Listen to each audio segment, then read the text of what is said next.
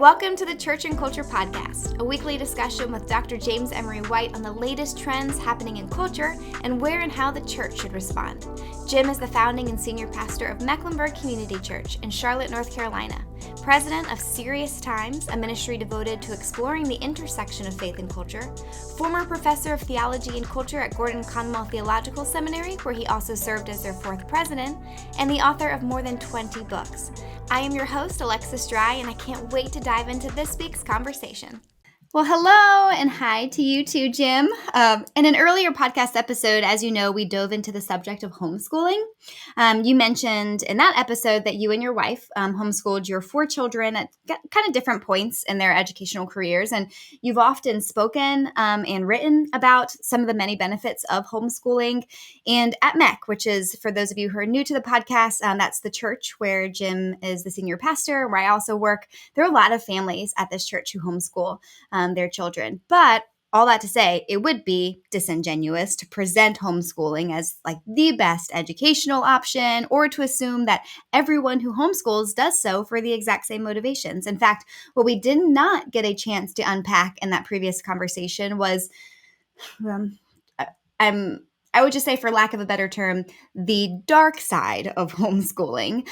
Before I expound a little bit more on what I mean by that, can you provide a quick summary for our listeners of a couple of the major reasons why you and your wife did choose to homeschool your kiddos? Yeah, I do believe that it is the best possible educational option for some. I do. And it's not just best for everyone or possible for everyone. So we homeschooled our kids for several reasons. I'll give you a quick shopping list. First, we felt that it fostered family intimacy. When the family is together, I mean, it's really together. Homeschooling keeps the family together, the older children with the younger children, full interaction. I remember when this was kind of brought to our thinking in a keen way. For 1 year, we put our oldest daughter, Rebecca, into a private Christian school. It was her first grade year. We were experimenting with various things. And I remember she would come home irritable, and she would come home impatient with her younger siblings. The intimacy that she had with us, that we all had together, was just radically different than what we had experienced before. We went back to homeschooling after that for various reasons. And one of the things we noticed was that the difference relationally within the family dynamic was immediate and it was palpable. Intimacy returned in ways that we were accustomed to. Another reason that we homeschooled was that it allows for controlled socialization with peers. I've always found it interesting. I kind of smile whenever people use socialization as a baseball bat against homeschooling. I mean, socialization was exactly one of the reasons why we did, because we thought it was optimal to socialize that way. Our thinking was that sending your child away at the earliest of ages to be with 25, 30 other kids, with one adult supervising, for the bulk of every day and every week, away from home, away from family, was not normal socialization in light of the entire history of civilization. We found that homeschooling fosters positive socializing by letting us control the friends that our children had, as opposed to just whoever was popular or whoever they happened to be thrown with in that particular class. So we were able to be the kind of the control factor there. And a third reason is that we felt homeschooling was ensured congruency between our values and our teachings and our beliefs and education. You just imagine what it would be like for a child to hear at home there's a God who loves them, and then go to school and hear that there isn't a God at all. Or at home that God created everything that there is, but at school there's no God involved in creation at all. Or having decided to wait to introduce your child to the adult world of sexuality until they are age appropriate, only to have your 8-year-old come home and tell you they learned about condoms that day, or that their teacher, Mrs. Johnson, showed them a picture of her wife. Another reason that we homeschooled is that it removes the tension, and this is kind of similar to what I just said, but it's different. It removes the tension between the world your child lives in at school and the world they live in at home, and it allows there to be just one world. I really do feel sorry for children today. They're trying to survive and navigate 2 radically different environments with 2 very vastly different value systems. You tell them they can't see a movie, for example, or download a particular app or go to a particular party. But at school, everybody is seeing that movie. Everybody's using that map. Everybody's planning what they're going to wear to that party. That creates enormous tension between you, the child, and their school world. They live in two worlds, one that is home and church, one that is school and peers. One is going to win that fight. And I'll tell you right now, it's probably going to be the school. And it will create resentment and tension toward the home and the church. Another reason, I know you asked for a couple, but I'm on a roll. But I think it's important to get all this out here because we're going to get into a lot of dark stuff about why you know. But another reason we homeschooled is that it enables you to tailor the educational approach you take with your child. As the father of four, and you're a mother of four, you know this, all four learn differently. And they learn in different rates and speeds. Most school settings are simply not able to individualize. They're just not. They have to create a one-size-fits-all approach out of necessity. There's just too many students, too few teachers. It's not anybody's fault. It's just the nature of the beast. And another big reason for us in terms of homeschooling was that it afforded, and this was very important to us too, as well, the flexibility for family time. The flexibility and for excursions and travel and serving. This may not be important to all families as much as it was to us, but because of the flexibility homeschooling provides, whenever I had a chance for one of my children to travel with me, and I was afforded the opportunity to do a fair amount of travel throughout those years, both locally and internationally, and I. One of the big things that I thought was very important was that the children travel and could be exposed to those things and that bonding time with me and part of their education. And so whenever I had a chance for one of my children to travel with me, they could. School calendars were never an impediment. Whenever there was an event, whenever there was an activity, whenever there was a concert, a play, a festival that we felt would be beneficial, we didn't have to worry about getting permission from some other group. For them to be out or gone, or we had to worry about the calendar. And also because of the nature of my own vocation, Fridays are my day off. And because of homeschooling, we could make Friday our family day.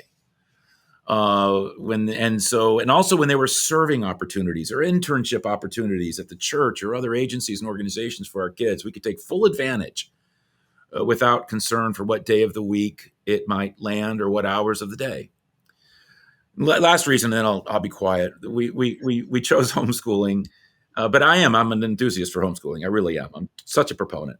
But homeschooling gives you the freedom to let your child chase their individual gifts and their individual passions in a unique way. For example, our youngest son, Zach, was heavily inclined, naturally inclined toward music and the arts from his earliest days. It was freakish. We were able to tailor his education to include an abundance of music and internships with arts teams and more. Today, he is a pastor of worship, and he's chasing his calling with ferocity. We feel homeschooling uniquely served that. So, yes, my wife and I homeschooled all four of our children. For us, it was the best decision, and we still look on it as the best decision for us to this day. All four of our kids walk closely with Christ. All four went to premier universities. All four have been engaged in full-time vocational ministry at one season or another. And is another testimony to how positive it was for our family, not just me and Susan, but for them as well. All four of our kids are now married with kids, and all four have made the decision to homeschool. So anyway, those were our reasons. When we started homeschooling, this was back in the 1980s. Today, it's much more popular. It's much more mainstream than it was when we started. And recently, there was a massive increase again in home education due to COVID because of frustrations that people had with pandemic-related campus closures and distance learning. So that would be another reason that if we were homeschooling today, I'm sure we would add that to the list as well. Well, as I mentioned earlier, not everybody homeschools for the same reasons that you just listed, or maybe they do, they would list some of those same reasons, but they have very different values in mind than some that you just suggested. In fact, we both read an article recently released by the Washington Post that details some of the more ideologically charged factions of homeschooling. You care to expound a little bit more on that? That article was a lot more than just ideologically charged factions, wasn't it? It explored much that can be toxic within homeschooling today. It was actually titled "The Revolt of the Christian Homeschooler," and we'll link people to that in the show notes. Covers a lot of ground, but there was one family in particular that it kind of featured as a way of a bridgehead onto the scene of many issues. A family in Virginia, they'd been raised to believe that homeschooling was the only way to go, but rebelled against that idea as time went on. The parents themselves had been raised in Christian homes, and they had been homeschooled, and they just naturally were going to homeschool again. But they stopped because it was very toxic for them. And the older they got, the more toxic they realized that it was. They had been taught to believe that public schools were tools of a demonic social order, government indoctrination camps, devoted to the propagation of nothing but lies and the subversion of Christian families. That mindset would not be present among most homeschoolers, of course. They may have concerns about secular education and have some of the same dynamics for wanting to homeschool that I did, but they would not be so dismissive about public education, much less the many dedicated and devoted Christians who are serving in public education as salt and light and are just fantastic teachers, creating some great experiences for those kids. Well, this particular family was part of a group that made and here's I think maybe the way to put it. They made homeschooling more than homeschooling. It became part of a larger culture and way of life that a lot got attached to it. As mentioned in the Washington Post article, and I think fairly, it involves a number of things, including a conscious rejection of contemporary ideas about biology, history, gender equality, the role of religion in American government, very ideologically driven. And the idea was to raise a generation that would seek political power and cultural influence to reshape and take over America. So Christian nationalism, another subject that we did a podcast on, was running fast, wild, deep, and free. Homeschooling as the only way to raise a child was so deeply ingrained in their families that it led to a bitter breakdown with their extended families when they chose not to do that. So yes, what drives some to homeschool is not really what drove us. We were not as ideologically charged as some are today, or at least in the ways that they are today. We just felt it was the best way to raise and educate our children. It makes me think of something that we talked about on a recent episode about cults, that we mentioned that one of the characteristics that a lot of cults share is a distrust of formal education. And yet it is true that a lot of families do homeschool in part because, as you mentioned, like they are dissatisfied with maybe some of the ideological bent of their local public schools, but families that I would hardly consider cultish, right? So where is that line between dissatisfaction and distrust? Yeah, it's a good question. While we, and again, I'll speak personally, we weren't driven by ideology as much as some are today. We cared about ideology. We cared what our kids might have been taught in school that would go against our core values and beliefs. And I think almost any homeschooler would say that. We were concerned about what they would be exposed to and what we would consider an age inappropriate way, or how randomly, almost random exposure to peers that we were not able to control who those peers were would shape them. The difference between dissatisfaction and even a lack of trust and being cultish in your thinking or behavior. And I think you can have dissatisfaction and distrust without being cultish. Is that with appropriate homeschooling, you're trying to parent your children and just not having the school parent them. You're trying to blend solid education with a Christian worldview. You're not trying to isolate them. Most Christian homeschoolers I know give their kids a very well-rounded education, extremely well-rounded. They're not trying to keep their kids away from every single thing that they might disagree with. No, they're simply wanting to be the ones to introduce those ideas, even the ones they might disagree with, to their children and help them know how to think about it in a Christian worldview. And so in the hands of a parent who is a Christ follower rather than in the hands of an intellectual predator. I think the way most homeschoolers feel about public education is vastly different than the way cults would teach people to feel about education. Cults tend to want to say, don't get educated. don't even get an education. They want to divorce children from education altogether. That's not in the DNA of a typical homeschooler. They're maniacs for that child getting the best education possible, getting the best schools possible, and if anything, they're homeschooling to enhance their child's education, not to diminish it or prevent it. Yeah, I think the conversation or the topic about parental rights is a big concern, or one of the arguments made for homeschooling, that parents can feel sometimes that schools infringe too much on what they would consider their own parental rights. In fact, we talked on a previous episode before about how, for example, some schools have policies in place that permit teachers to keep a child's gender transition at school confidential from their parents, so the parents don't know about that. And yet, again, like, I feel like we're just kind of, there is a dark side to that too, right? Which is that sometimes parents can take upon so much of so many parental, so can play such an authoritative role in terms of their children, with possibly dangerous ideology, that they end up harming their child. Like, I'm just thinking, for example, of you've probably read Tara Westover's memoir, Educated. It came out a little while ago. It was huge, but it's a perfect example of that. Like, how does a Christian parent guard themselves from making that mistake? Yeah, this is where we begin to get into toxic homeschooling. We've been dancing around it, but let's get into it. And the story of Tara Westover is an apt one. If people aren't familiar with it, Westover was the youngest of 7 children, I believe it was, born in Idaho to Mormon survivalist parents. She had 5 older brothers. She had an older sister.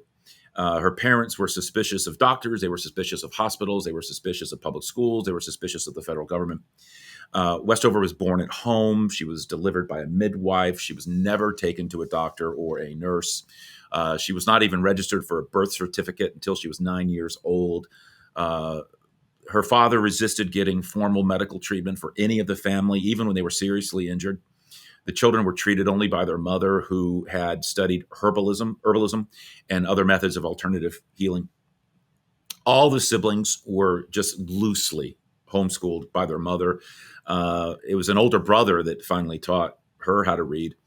She was physically and emotionally abused by members of the family. And when she later told her family about that, they just told her that she was under the control of Satan. She took it upon herself, though, to study and to learn, and wound up going to college on a scholarship. And then after that, pursuing graduate work, some of the most elite schools in the world. It's a remarkable story that she tells. I think most homeschoolers guard against such extremes by working with other homeschoolers, and being involved in a community, and the community and the teaching of solid churches that tend to take the fringe off. In other words, they aren't isolated, and they're well taught and well discipled, and with solid theologies, and with good, solid parenting skills being given. So that lack of isolation is critical. Really, it's about being holistically Christian as a family, which means a functional family with values that it's not just ideology or discipline. It's love, and it's respect, and it's nurture, and it's not just ideological conformity. Well, to go back to some of the motivations that you were sharing about why you and Susan chose to homeschool, you talked about how homeschooling does give you the opportunity to relate education with the Christian faith. So, their children don't have a compartmentalized understanding of spirituality. And yet, again, if we're exploring toxic homeschooling, we have to understand that not every Christian even claims to interpret the Bible the same way. So, for example, that couple that was interviewed for the Washington Post article, they shared that their parents, presented as truth to them ideas such as, that the universe is only less than 8,000 years old, that dinosaurs were aboard Noah's Ark, and that Christians could outpopulate atheists and Muslims by scorning birth control. How big of a deal is this? With your permission, I'd like to give maybe a tad bit longer of an answer to this, and speak to this on a wider level. I think this is very significant, and I think it's something homeschoolers have got to wrestle with. All homeschoolers. In the article, the husband / father of the family actually left the Christian faith over this, abandoned it, and just said, I just can't believe any of it anymore. And it's not just because of the oppressive, stifling nature of how he'd been raised, but because he discovered that much of what he'd been taught was, in his thinking as an adult, reflecting on it on his own, ridiculous.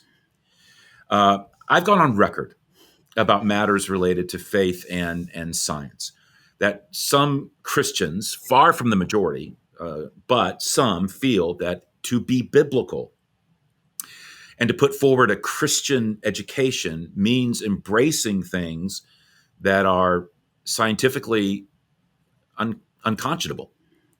Just dubious isn't strong enough of a word. And I would say, like a young earth. We can provide links to the show notes to some of those conversations and blogs and writings of mine and others. But personally, I think it's a big deal because you can have what happened to the man in the story. The Christian faith was conveyed to him in a way that was intellectually unembraceable once he was old enough to exercise intellectual freedom. I just wish Christians would do a better job. And here I'm wearing so many hats: a fellow homeschooler, a pastor, a professor of theology, former president of a seminary, just begging people. I just wish we would do a better job of being Christian biblicists, which means you fully embrace the scriptures as divine and authoritative, and I would add inerrant, but you read it with interpretive skill and insight. I mean, common sense interpretive skill and insight. There's a whole field of this called hermeneutics. It's the science of interpretation, which means if we're really going to say that the text is inspired, then you need to interpret it fairly, or you're doing violence to this text that was inspired. You really want to get at what was inspired. And when you do, there is no contradiction whatsoever between science and faith and between science and scripture. Now, here's why. Let me chase this rabbit. I often teach my theology students that there's three things to keep in mind when reading, for example, the creation narrative in the Bible. The first is that you have to keep in mind that we're dealing with a Hebrew book. And that's significant because there's three ways of looking at reality classically in Western civilization. There's the Greek way, which is largely descriptive and explanatory. The Greek way of looking at the world has an emphasis on rationality. Aristotle, for example, felt that once you had defined something, you had exhausted its essence. You were done. When you approach something with Greek questions, you tend to be searching for shape and substance and definition. So you might approach something like a car. And Greek questions would be, what is a car? What does it look like? What does it feel like? It's all description. That's the Greek way. A second way of looking at reality would be considered the Latin way, which is primarily concerned with method. A Latin question would ask, how does this work? How do we do this? What are the steps involved? So again, let's go back to our car. Latin questions wouldn't be, what does it look like or feel like? A Latin question would be, what is making this sucker run? What connects the engine to the wheels? How does gas create energy? Now, most of us tend to look at the world in Greek and Latin ways because if you're from the West, you're from a Greek and Latin culture. So it's natural that we then take our Greek and Latin questions to the Bible. The problem is you can't always ask Greek or Latin questions of the Bible because it's not a Greek or Latin book. It's Hebrew, which is an entirely different way of looking at reality. The first 39 books of the Bible, what we call the Old Testament, were written by Hebrews in the Hebrew language. The 27 books that make up the New Testament, while written in Koine Greek largely, were written also by Hebrews with, again, a Hebrew worldview and mindset. And the Hebrew way of looking at things is just vastly different than the Greek or Latin way. They write about things differently. They talk about things differently. Different things matter. The Hebrew mind was concerned with what a thing is for and does it work. Matters of use, utility, value were paramount. So let's go back to our car. The Hebrew wouldn't ask what a car looked like, wouldn't ask how it runs. The Hebrew would say, why would I want a car in the first place? What would you want a car for? And where would you want it to take you if you had it? And is it going to be better than walking? Is it better than my camel? This is why you can read all four. This is something a lot of people never even think about. You can read all four biographies. These are biographies of the life and teaching of Jesus and never once find a physical description of him. Unthinkable to a Western mind. Four biographies, four different authors, Matthew, Mark, Luke, John. He's never described physically in any of them. Why? To the Hebrew mind, why would I do that? It never entered their Hebrew mind to do that. It wasn't important. Or consider when you read an angel that visited someone, the question was never, what did he look like? That was not important to a Hebrew. The question was always, what does he want us to do? So what does this have to do with reading Genesis? I'm actually going to get to that. It's simple. We're going to want to take Greek and Latin questions to it and expect Greek and Latin answers. And we're not going to get them because it's a Hebrew book. And so when we read something like God created the heavens and the earth, which is the opening line of Genesis, the first question that we're going to have is, how did God create the heavens and the earth? The Greek in us wants it explained. The Latin in us wants it described and detailed. What Genesis doesn't do is do that. Genesis doesn't tell us how God did it, only that he did it. It's a Hebrew book. But that's not all to keep in mind as you read the book of Genesis. You also have to remember, as I remind my students, it was written in pre-scientific phenomenological language. When the author of Genesis looked at the world, and Moses is traditionally seen as the author and compiler of Genesis, not only did he have a Hebrew worldview, but he used pre-scientific phenomenological language. It's all they had to use. Mm-hmm. And here's how that works. If someone doesn't understand what I'm talking about, when you look out your door in the morning, you see the sun rising. So you write about the sun rising. And later in the day, you might write about the sun setting. That's what I mean by phenomenological language. It's rooted in what you see. It's rooted in a phenomenon. And pre-scientific, they did not know that what they were seeing was anything but the way things actually were. The sun did rise. The world was flat. At the edge of the world, the ocean dropped off, or the world dropped off. I mean, that's what your eyes told you. And we still talk that way. Even our trained meteorologists will tell you what time sunrise will be or what time sunset will be. The only difference is that now we know that's phenomenological language. We talk that way, but we know that the sun doesn't rise and the sun doesn't set. So keep in mind, this is an ancient text. Yes, those who follow Jesus believe every word of the Bible is inspired by God, but the idea of inspiration means that God worked through the authors so that they wrote and compiled exactly what he wanted them to. Yet each writing of the Bible reflects their personalities, the writing style of that author, their historical and cultural settings. And that leads to the third dynamic to keep in mind. You always have to ask, what style or genre did the author write in? When it comes to the opening of Genesis, it's not hard to spot if you take it at face value. It's poetry. It's epic saga, specifically a combination of prose, narrative, and epic poem. It wasn't trying to be a scientific text. It wasn't trying to be a scientific treatise. At least, and it wasn't even in the first few chapters really trying to be a detailed history. Moses got into more detailed history later as he continued, but the opening chapters wasn't. Now apply that to our big example, okay? This idea of a young earth and something that's huge in terms of what some people feel like they might have to have a part of homeschooling and that affects kids as they get older. Apply that to the idea of days in Genesis. What did the author of Genesis mean by day in light of everything we've just talked about? For example, let's say you don't read the opening section of Genesis as poetry, but as a precise scientific statement. Let's go at it Greek and Latin.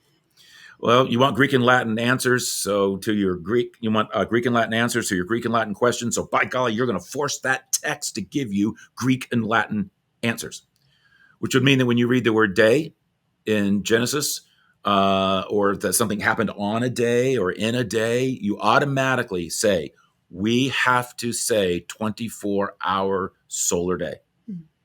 We have to give it a Greek, Latin, modern, scientific, precise interpretation. And then from that, you're off to the races. You use histories and genealogies in the Bible and calculate that the age of the earth has to be around between 6,000 to 8,000 years old. At least you say, according to the Bible. And I got to believe it. Doesn't matter how much it flies in the face of science and rationality. Which would mean that as these kids grow up, you're telling them that all of the scientific evidence, and I mean all of the scientific evidence of the Big Bang happening about 14 billion years ago, the Earth being about 4.5 billion years old, is just wrong. That the light we see coming from stars billions of light years away, the geological stratigraphy we see in places like the Grand Canyon ranging from 200 million to 2 billion years ago, the age of the fossils of dinosaurs, has to be either ignored or dismissed by spending incredible amounts of energy on scientifically almost ridiculous theories that try to explain it all away in light of a supposed young Earth. But is that the way? Do we have to do that? Is that really the best way to understand the meaning of day in Genesis? And I would argue, obviously, that it's not. That the mention of days was just an ancient poetic way of talking about the fact that God did it in space and time. People who try to make it a scientific statement about 7 literal 24-hour days, making the age of the universe, again, between 6,000 to 8,000 years old, I believe are not reading the text carefully. They're not reading it the way it was inspired. They're not reading the genre in which it was written. In fact, how could God have wanted to inspire the writer of Genesis to convey scientific precision about literal 24-hour solar days when, according to the text, the sun and the moon were not even created until the 4th day? I mean, and somebody says, that's why when somebody says, well, I thought you were supposed to take the Bible literally as a Christian, I want to say, yes, I think you are. You're just not taking it literally enough. Yeah. You're not reading it literally, carefully enough. You couldn't have even had a 24-hour solar day until the 4th day because there was nothing in existence to be solar about. If you're going to read it like that kind of a statement, I think God could have inspired the writer to have been a little more precise if that's what he meant to convey. Anyway, this was an epic, poetic, figurative language. And that's not all. Just to get my last little bit out so I don't leave the conversation hanging, the word day itself, and another thing that you always need to do as a serious student of Scripture is look at the original language. And the word day in Hebrew, yom, it can mean a 24-hour solar day, but you can drive a truck through it. Yom meant a segment of time from a year to several years to an age, even an era. We use the word day in a similar way now. We talk about our grandfather's day, days gone by, olden days. The use of the word day or yom in Genesis could have stood for any period of time, even indefinite periods. It was a literary device. It was not a scientific declaration. So the actual days referenced poetically in Genesis were undoubtedly reflective of indefinite periods of time, differing geological eras. It could have been millions of years in length, allowing for everything from the dinosaurs to the Ice Age. And let me just point out that God doing it this way, creating over time, doesn't take anything away from the miraculous nature of creation, nor does it force you into embracing naturalistic evolution. What the Christian says is God could have created any way he wanted. And if he chose to use that, so be it. And even further, if you study naturalistic evolution, which I have to some degree, you can't hold to evolution without being a theistic evolutionist, because it's just too many things that can't be explained outside of a God intervening and guiding the entire evolutionary process. So none of this pulls you further away from God. It draws you closer to him. Well, I know you used an example from Genesis. I mean, and with that rub between, or perceived rub, which isn't exactly there, between faith and science. But I mean, you could have chosen, so many issues throughout the Bible, so many different types of genres that are all influenced either by phenomenological language or just by cultural sensitivities, that maybe how old the earth is doesn't matter as much to your kiddos, but there are scores of ways throughout the Bible in which we can misinterpret or read in our own personal views into the Bible and really come out with some doctrine that's really harmful. Or, just the history of the church and racism is a great example of that. But there's so many things like that. So it's not even I want people to understand that it's much bigger than just the creation account. There's so absolutely. many. I just use that because Right. that's almost like the big lightning rod. Yeah. That secular press often points to, and homeschoolers feel like is a battle line where that's got to be a hill that they die on, and you've got we're beginning to see a real trail of bodies and faiths in its wake. But you're right. You're right. There's just, we when we bring our stuff to Scripture to make it say what we want it to say ideologically, Mm-hmm. often reflecting not just, say, areas of ignorance, but areas of racism, misogyny, Yeah. sexism, so many different things where we just have, where we're bringing, and let's just go ahead and say it, we're bringing our sin and trying to validate and indoctrinate it and spiritualize it. Yeah. Mm-hmm. Well, I mean, if we're going to get into the really dark side of homeschooling, this is such a pleasant conversation. But I mean, I do feel like, and again, this is not the majority. This this is a minority, but it's I'll go further and say we're talking about the fringe. yes, absolutely. But I do feel like we do have to talk about the realization that the lack of oversight that homeschooling families have can be a positive thing, or it can be very dark, and that it can be a breeding ground for abuse. You want to talk a little bit more about that? Yeah. I mean, this is documented. I mean, we just know that this is taking place, and it's where homeschooling can, as you say, be this most toxic and most dark. One of the good things about public schools that when signs of physical abuse are present, it's reported. Mm-hmm. Not so in a lot of homeschooling situations, maybe arguably most. Tied to this is how strong corporal punishment is taught. Susan and I use corporal punishment. I mean, I've mentioned that 1,000 times in different places and talking about parenting. We did use corporal punishment with our kids, but the kind that is often promoted in some homeschooling circles is, to me, repugnant and is abusive. Instead of shaping the will without breaking the spirit, which is the goal of all discipline, it seems more intent on breaking the spirit. In fact, it used to be used to be where they actually used the phrase, "You want to break their spirit," Mm-hmm. which is, to me, just mind-boggling. I have no interest in breaking a child's spirit. You want to shape their will. And we're not even talking spanking. I mean, we're talking about children being terrorized with rubber hoses and broomsticks multiple times a week for things simple as failing to pay attention to schoolwork. Another aspect of abuse is kind of, is how in some of these fringe things it's very patriarchal. And a patriarchal understanding of homeschooling and culture and life and the role of daughters and women. The father doesn't just lead; they are autocratic, they are dictatorial, they have complete rule, and children live in utter subjection to his rule. You don't find anything of the mutual submission that Paul so beautifully described in Ephesians, or of Paul's added admonishment, fathers, do not exasperate your children. In other words, don't raise them in a way that breeds that kind of resentment and anger and bitterness. And from this, obviously, can also flow not just physical abuse, but emotional abuse. And because of the male-centric nature of the family, girls are often raised in a way that is very misogynistic, to aspire to only two things. Little girl, you've got two ambitions in life you can aspire. You can bear and you can raise children. And it's often reduced to that. Mm-hmm. But again, we're talking fringe groups, fringe families here. This is not mainstream Christian homeschooling. This is toxic homeschooling. Right. I guess the only thing I would say to that, and maybe this is my last question, but yes, we're talking about fringe groups. And yet I'm just also so aware of the fact that nobody wakes up one day all of a sudden with extreme views. Like, that is a process. And so what I would hate is for families listening to this who homeschooled be like, well, that's just crazy. That would never be me. It's not me. Those are people. That's like a car wreck. You just wave or you just watch it as you go by and just feel sorry for them.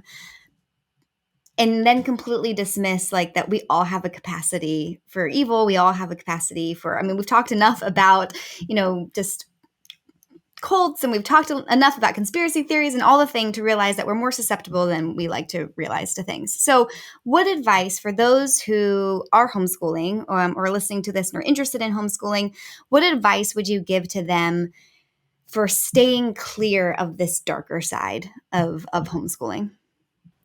I was thinking as you were talking, we can all be this, we can all be this. My mind kept thinking we can all be deceived. Yeah. Mm-hmm. I think that Well, let me say that you can get as isolated and infused with strange fringe ideas by living in the wilderness of Idaho, cut off from civilization, as you can by spending time on the internet. Mm-hmm. And you don't have to be cut off that way.